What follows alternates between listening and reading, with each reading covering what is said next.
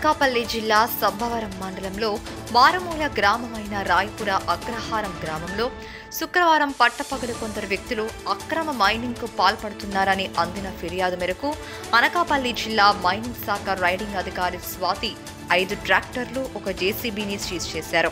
మీడియాకు ఆర్ఏ స్వాతి తెలిపిన వివరాలు ఇలా ఉన్నాయి.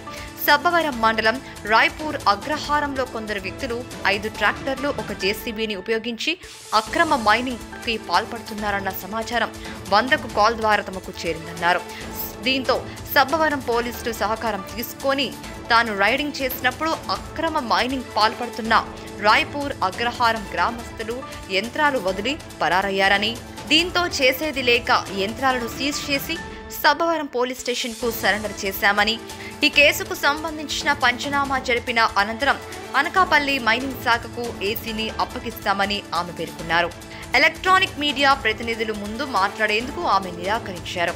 మైనింగ్ శాఖలో అసిస్టెంట్ డైరెక్టర్ స్థాయి అధికారులకు మాత్రమే మీడియా ముందు మాట్లాడే హక్కుంటుందని, అందుకోసమే తాను మాట్లాడనని తేల్చి చెప్పారు.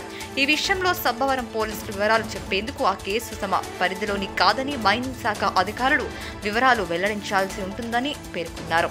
అయితే ఇటీవల కాలంలో మైనింగ్ శాఖ అధికారుల నిర్లక్ష్యం కారణంగానే సబ్బవరం మండలంలో మట్టి మాఫియా రెచ్చిపోతుందని, కొన్ని సందర్భాల్లో మైనింగ్ అధికారులు కాసులకు కక్కుర్తిపడి అక్రమ వ్యాపారులతో చేతులు కలుపుతున్నందున నిందితులను అరెస్ట్ చేయకుండా ఏవో సాకులు చెప్పి తప్పించుకుంటున్నారనే ఆరోపణలు బహిరంగంగానే వినిపిస్తున్నాయి.